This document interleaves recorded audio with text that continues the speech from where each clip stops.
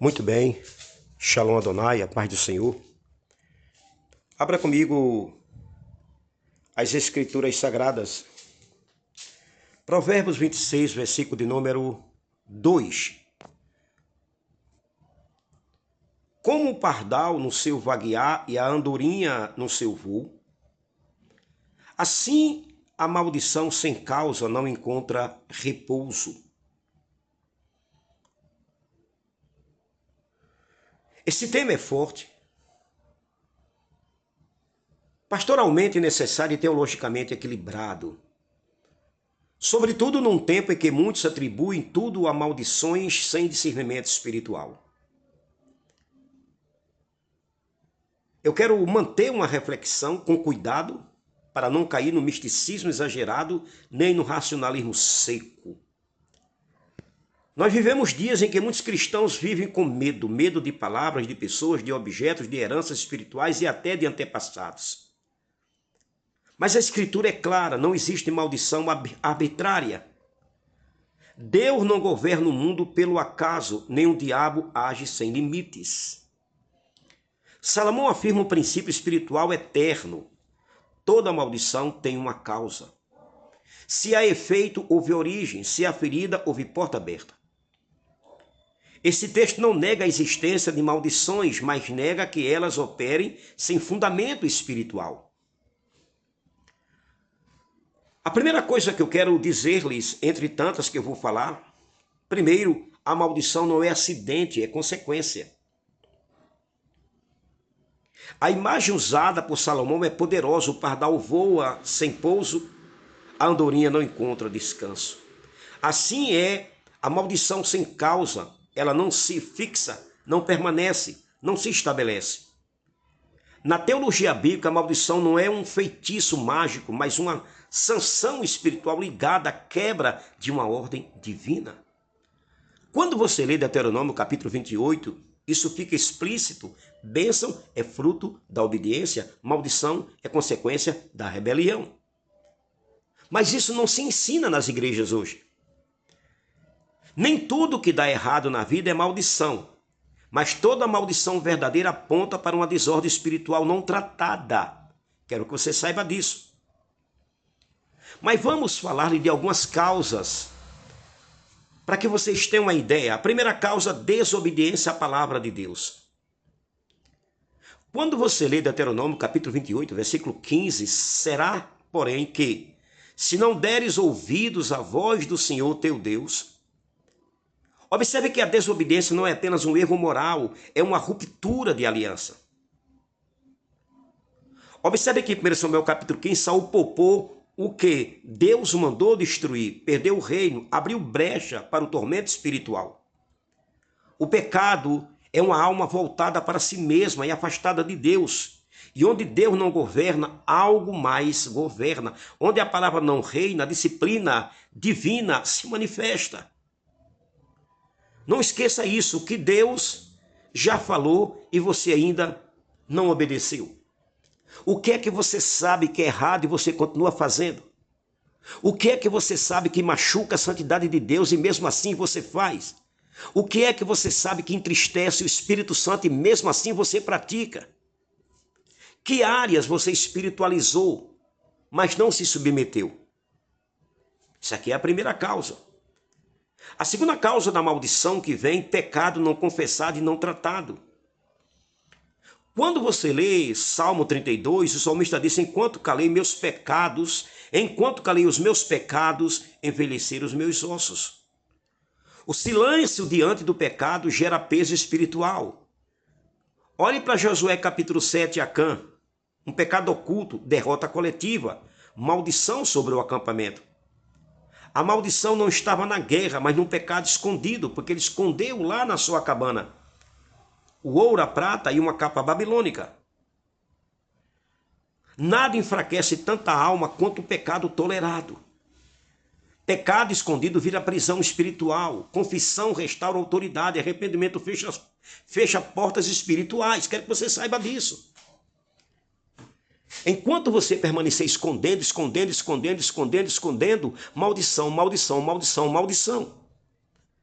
A terceira causa da maldição, alianças erradas e compromissos ímpios. Você já atentou para 1 Coríntios capítulo 15, versículo 33, as más companhias corrompem os bons costumes? Com quem é que você anda? Aliança não é só casamento, é sociedades, pactos emocionais, submissões espirituais, ambientes constantes. Observe 2 Coríntios capítulo 18, 19, Jeosafá se alia com Acabe, quase morre. E ouve do profeta, devias tu ajudar ao ímpio? Olha o que é que Deus diz. O que o cristão ama, o molda. E com quem anda, o governa. A minha pergunta para você é a seguinte, com quem você tem aliança? Quem tem influência espiritual sobre sua vida?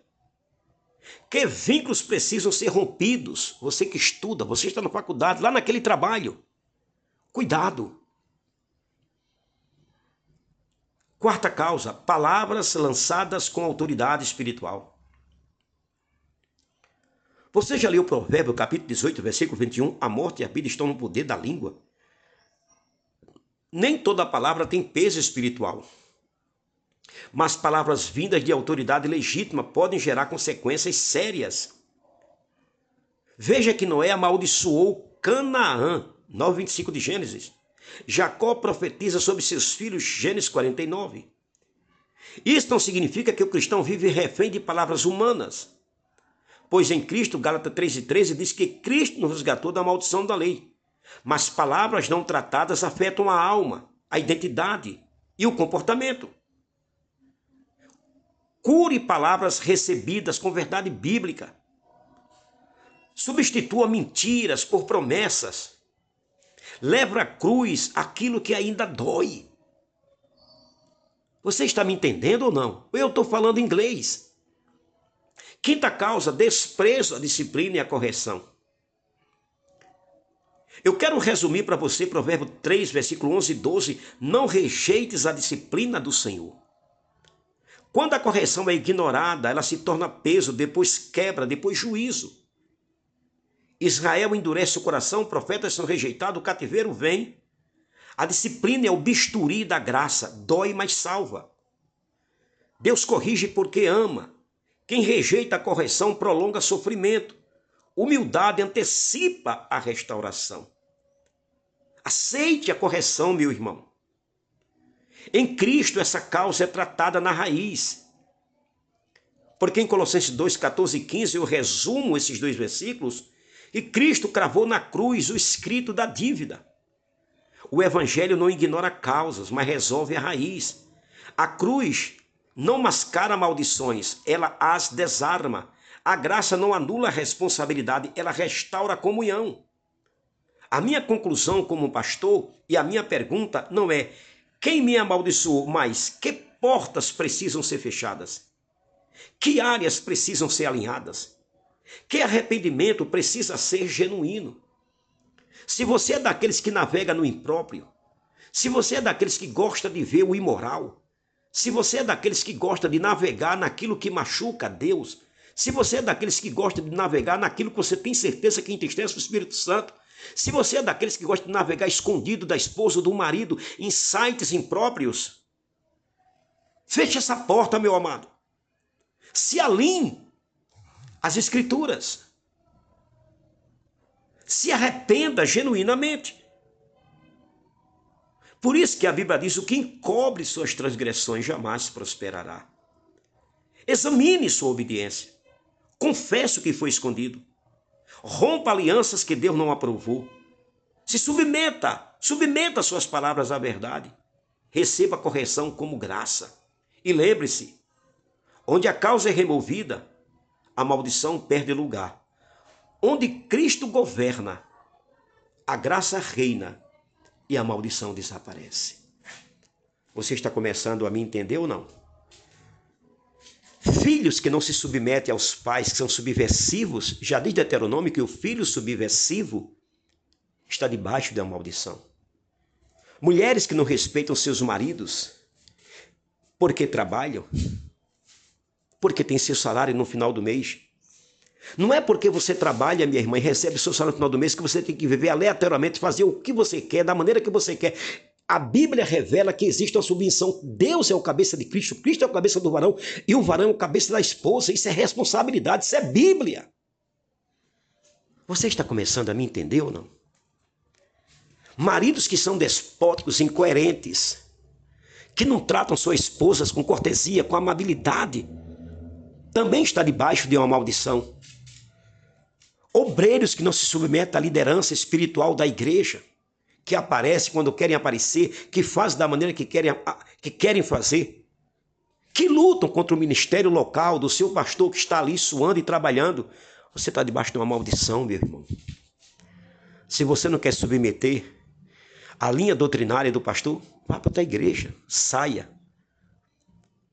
Mas não tenha sobre você o espírito de Coré, de Dotã e de Abirão. Senão você vai cair numa maldição.